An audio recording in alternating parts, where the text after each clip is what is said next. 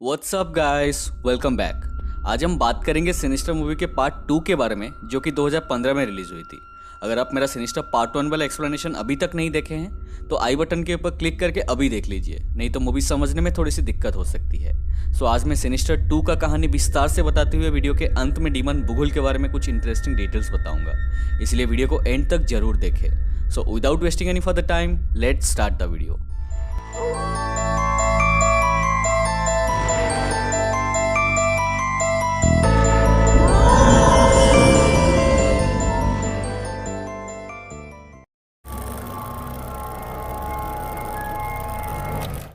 Movie शुरू होती है एक और फुटेज को दिखाते हुए, जहां किलर ने 3 लोगों को एक फील्ड में क्रॉस के ऊपर बांध के जिंदा जला देता है। अचानक हम एक बच्चा को ड्रीम से जगते हुए देखते हैं जिसका नाम था डीलन। तभी उसको उसके अलमारी से कुछ आवाजें सुनाई देता है और हम लोग देख पाते हैं बुगुल को, जो कि अलमारी से बाहर आ रहा था। उसे देख के डीलन डर के बेडशीट में छुप जाता है और अचानक उसके पीछे हम लोग देखते हैं उसके तरह दिखते हुए और एक डीलन को, जिसे देख के वो डर के बेड से उठ जाता है। नेक्स्ट मॉर्निंग में हम लोग देखते हैं वही डेप्यूटी को जो कि सिनिस्टर पार्ट 1 में एलिसन का काफ़ी मदद किया था। वो एक चर्च में कन्फेशन के लिए जाता है, जहां हम लोग उसके और फादर के बातों से जान पाते हैं कि वो अभी और डेप्यूटी नहीं रहा, क्योंकि उसने एलिसन को डिपार्टमेंट का काफ़ी कॉन्फिडेंशियल इन्फॉर्मेशन लीक किया था, इसीलिए उसे फायर किया गया था। वो अभी एक प्राइवेट इन्वेस्टिगेटर का काम कर रहा था और अपने फ्री टाइम में वो उन सब घर को जला रहा था जहाँ पे बुगुल गया हो, ताकि बुगुल का वो पैटर्न टूट जाए और जो एलिसन के साथ हुआ वो और किसी के साथ ना हो। चर्च में डेप्यूटी फादर को बोलता है कि वो सारा घर जला तो रहा है, बट उसको ये पता है कि ये सब फिर से होगा। कहाँ होगा, कब होगा, ये नहीं पता, बट होगा जरूर। फादर डेप्यूटी को ये सब से दूर रहने के लिए बोलते हैं और कहते हैं कि तुम इविल को रोक नहीं सकते, बट खुद को उससे बचा सकते हो। अगले सीन में हम लोग सुपरमार्केट में एक सिंगल मदर को देखते हैं जिसका नाम था कोर्टनी, जिसके 2 ट्विन लड़के थे। उनका नाम था जैक एंड डीलन। जी हाँ दोस्तों, डीलन कोर्टनी का ही बेटा था। तभी कोर्टनी नोटिस करती है कि उसको कोई फॉलो कर रहा है, तो वो अपने 2 बच्चों को लेकर सुपरमार्केट से भाग जाती है। वो आदमी एक प्राइवेट डिटेक्टिव था जिसको कोर्टनी के एक्स हस्बैंड ने हायर किया था उसका पता जानने के लिए। कोर्टनी के एक्स हस्बैंड, जिसका नाम था क्लिंट, वो बहुत एग्रेसिव एंड अब्यूजिव था, जिसके कारण कोर्टनी अपने 2 बच्चों को लेकर उसे दूर भाग आई थी। वो अपने बच्चों को लेकर एक फार्म हाउस में जाती है जहाँ वो क्लिंट से छुप के रह रही थी। डीलन को रात को अक्सर बहुत नाइटमेयर्स आता था। उस घर में उनके साथ और 5 बच्चे भी रह रहे थे जो लोग बुगुल का शिकार हुए थे। गाइज, आपको अगर याद होगा तो सिनिस्टर पार्ट 1 में भी हम लोग 5 बच्चों को एलिसन के घर में देखे थे। खैर, सिर्फ डीलन ही इन लोगों को देख पा रहा था। एक रात उनमें से एक बच्चा जिसका नाम था माइलो, वो आके डीलन को उठाता है और बेसमेंट में ले जाता है, जहाँ पे माइलो पहला मूवी की तरह एक प्रोजेक्टर सेटअप करता है। और वहाँ एक बच्चा जिसका नाम था टेड, वो डीलन को एक मूवी देता है और बोलता है कि ये मैंने बनाया है। फिल्म में हम लोग देख पाते हैं एक परिवार को जो कुछ क्वालिटी टाइम स्पेंड कर रहे थे। फिर सीन कट हो जाता है और हम पूरे परिवार को, सब लोगों को पानी के ऊपर उल्टा लटकाया हुआ देख पाते हैं और पूरे परिवार को एलिगेटर्स खा जाते हैं। डीलन ये सब देख नहीं पाता और वहां से भाग जाता है। जिस फार्म हाउस में कोर्टनी रह रही थी, वो फार्म हाउस के पास वाला चर्च में माइलो ने बुगुल के वश में आकर अपने फैमिली को मारा था। इसलिए वो फार्म हाउस को जलाने डेप्यूटी निकल पड़ते हैं, क्योंकि उसे लगता था कि वहाँ कोई नहीं रहता है। बट वहाँ पहुँचने पर कोर्टनी उसे रोक देती है और बुरा भला सुनाती है, क्योंकि उसे लग रहा था कि वो डेप्यूटी भी उसके एक्स हस्बैंड के द्वारा हायर किया हुआ कोई प्राइवेट डिटेक्टिव है।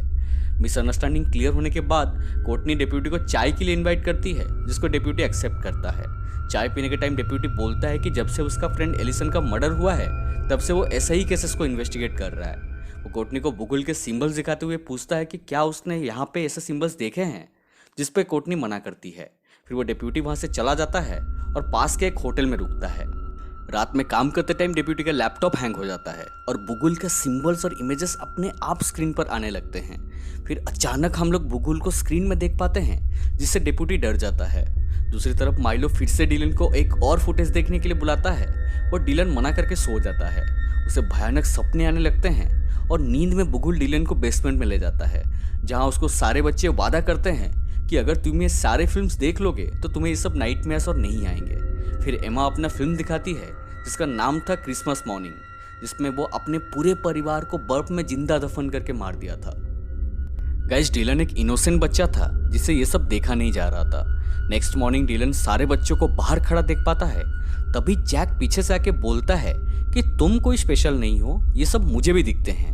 और वो डीलन को गंदा गंदा गालियां देने लगता है।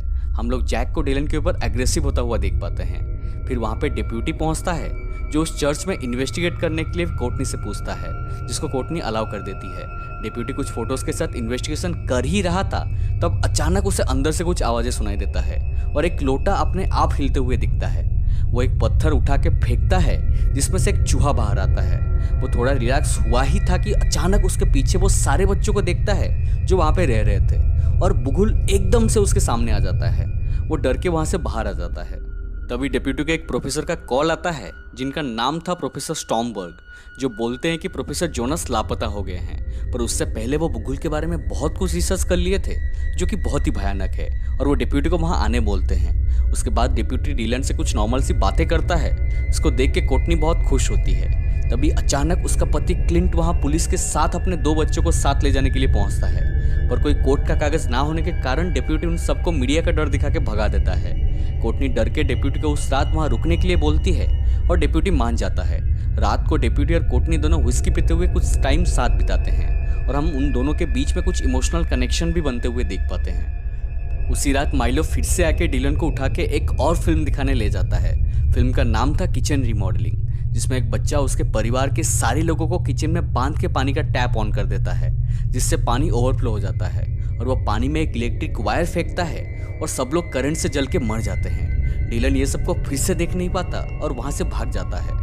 ये सबको पीछे से जैक देख रहा था और वो सबसे पूछता है कि वो लोग उसे चूज क्यों नहीं किए।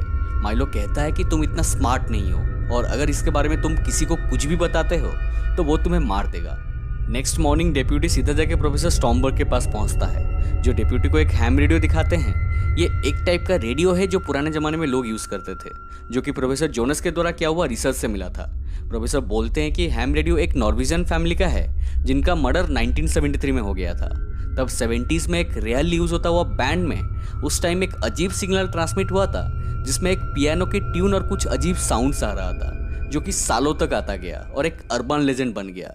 उसके बाद 90s में किसी ने उस सिग्नल को रिकॉर्ड कर दिया, जिसमें एक नंबर था जो कि एक फार्म हाउस का कोऑर्डिनेट था, और उस रिकॉर्डिंग में एक बच्चा का भी वॉइस सुनाई देता है जो कि कुछ इस तरह था।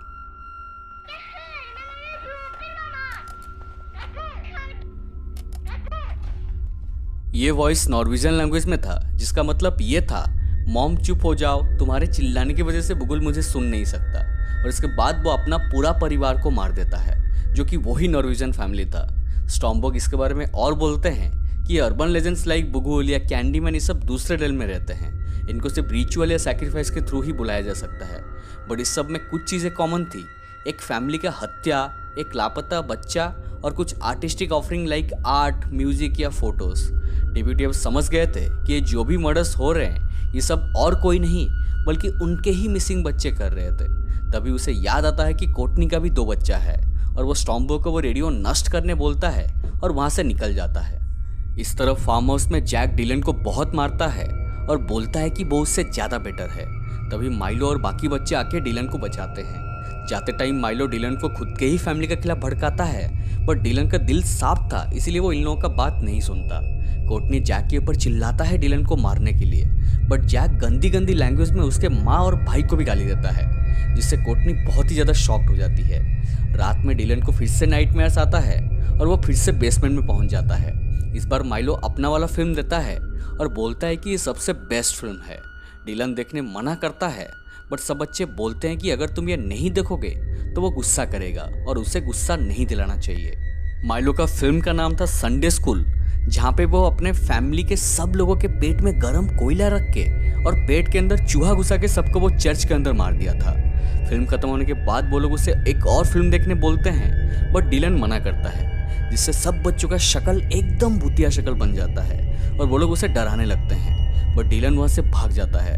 डिलन भाग के चर्च के अंदर पहुँच जाता है, जहाँ बुगुल आके उसे डराता है, और ये बच्चा लोग भी उधर आके पहुँच जाते हैं। डिलन इस बार साहस जुटा के बोलता है कि वो और फिल्म्स नहीं देखेगा और वो उन लोगों की तरह नहीं बनेगा। तभी माइलो हंसते हुए बोलता है कि तुम्हारा और ज़रूरत है भी नहीं, तुम्हें जो काम के लिए चुना गया था तुम वो ऑलरेडी कर चुके हो। मतलब गाइस, वो लोग जैक को ऑलरेडी अपने फैमिली के खिलाफ भड़का चुके थे। डिलन तुरंत बेसमेंट में जाता है और जैक को वो फिल्म्स देखते हुए देखता है। वो उसे रोकने की कोशिश करता है, बट जैक नहीं सुनता। वो डिलन को और उसके फेस में हम लोग एक अजीब सी इविल स्माइल देख पाते हैं। Next morning Clint proper court paper के साथ आके कोर्टनी और 2 बच्चों को अपने घर ले जाता है। डिप्यूटी वो फार्म हाउस पहुंचता है और उसे वहां कोर्टनी नहीं मिलता, तो वो सीधा जाके क्लिंट के घर पहुंचता है, जहां क्लिंट उसे बहुत मारता है और वहां से चले जाने के लिए बोलता है। अगली सुबह क्लिंट कोर्टनी और 2 बच्चों के साथ घर के बाहर गोल्फ खेल रहा था। तभी अचानक जैक बुगुल से पोजेस्ट हो जाता है और दूसरे बच्चों के साथ मिलकर एक कैमरा से फिल्म बनाना शुरू करता है। डिलन को ये सब पहले से एहसास था, इसीलिए वो डिप्यूटी को एक मैसेज भेज देता है, हेल्प अस। तभी जैक एक कोल्ड ड्रिंक में ड्रग मिला देता है, जिससे सब लोग बेहोश हो जाते हैं। फिर सीन कट हो जाता है और हम लोग मूवी का वही पहला वाला सीन देख पाते हैं, जहाँ पे 3 जन को क्रॉस पे बांधा गया था। बट यहाँ पे मारने वाला बच्चा था जैक सबको कैमरा से शूट करने लगता है और क्लिंट को पहले जला देता है। फिर वो डिलन को जलाने जा ही रहा था, तभी अचानक डिप्यूटी एक गाड़ी से आके उसे धक्का मारते हैं और कोर्टनी और डिलन को क्रॉस से उतारते हैं। वो लोग फील्ड के अंदर भागने लगते हैं और इसी भागा दौड़ी में जैक डिप्यूटी के ऊपर एक चाकू से हमला करता है और उसका उंगली काट देता है। डिप्यूटी कोर्टनी और डिलन को लेकर घर के अंदर चला जाता है, जहाँ पे जैक और बाकी बच्चे लोग आके उन्हें ढूंढने लगते हैं। वो लोग घर का सारा सामान इधर उधर फेंकना शुरू करते हैं। तभी किचन में अचानक जैक को कोर्टनी और डिलन छुपे हुए मिलते हैं, जिनको वो मारने जा ही रहा था। तभी अचानक डिप्यूटी वहां आके वो कैमरा को तोड़ देते हैं और बोलते हैं कि और फिल्म्स नहीं बनेगी, जिससे जैक बहुत परेशान हो जाता है और बेसमेंट में जाके एक और कैमरा ढूंढने लगता है, पर नहीं मिलता।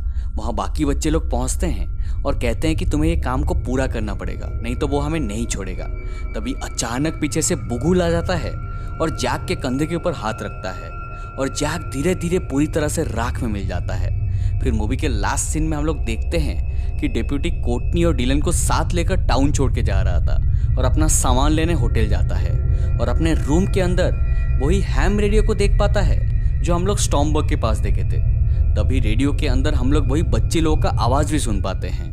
कैमरा रेडियो के ऊपर जूम होता है और अचानक बुगुल सामने आ जाता है और इसके साथ यहीं पे मूवी खत्म। सो गाइस, ये थी सिनिस्टर 2 की हिंदी एक्सप्लेनेशन। इस मूवी में सब कुछ क्लियर हो जाती है। जैसे सिनिस्टर पार्ट 1 में हम लोग देखे थे कि जो भी विक्टिम फैमिली अपना घर चेंज कर रहे थे, नए वाले घर में उनका मर्डर हो जा रहा था। डिप्यूटी सारे घर को इसीलिए जला रहे थे ताकि कोई दूसरा फैमिली उस घर में रहने नहीं आ पाए। और पहले मूवी में भी एश्ले बुगुल के द्वारा कब पोजेस्ट हुई वो दिखाया नहीं गया था। बट पार्ट 2 देखने के बाद ये क्लियर हो गया कि एलिसन के घर में जो 5 बच्चे थे वही लोग ही एश्ले को अपने फैमिली के खिलाफ भड़काए थे और उसने अपने फैमिली को मार दिया। सिनिस्टर पार्ट 1 में हम लोग जाने थे कि बुगुल सिर्फ इमेज के थ्रू ही हमारी दुनिया में आ सकता है। बट पार्ट 2 में ये भी क्लियर हो गया कि बुगुल सिर्फ इमेज नहीं बल्कि आर्ट, म्यूजिक या वीडियो के थ्रू भी हमारी दुनिया में आ सकता है। और गाइस, बुगुल एक महज काल्पनिक डीमन है। सिनिस्टर 2 रिलीज होने के बाद मूवी के क्रिएटर्स एक पोस्टर भी रिलीज किए थे, जिसमें वो बुगुल के ओरिजिन के बारे में बात किए थे। उस इन्फॉर्मेशन के हिसाब से बुगुल एक एंशिएंट बाबिलोनियन देवता है जो कि डिवोरर ऑफ चिल्ड्रन या ईटर ऑफ चिल्ड्रन के नाम से भी जाना जाता है। बुगुल एक रियल लाइफ मिथोलॉजी गॉड जिसका नाम है मोलक, जो कि चाइल्ड सैक्रिफाइस से जुड़ित है, उसका भाई है। अपेरेंटली बुगुल ओरिजिनली एक देवता नहीं था, इसलिए वो अपने भाई मोलक का चीज़ों को चुराना शुरू किया।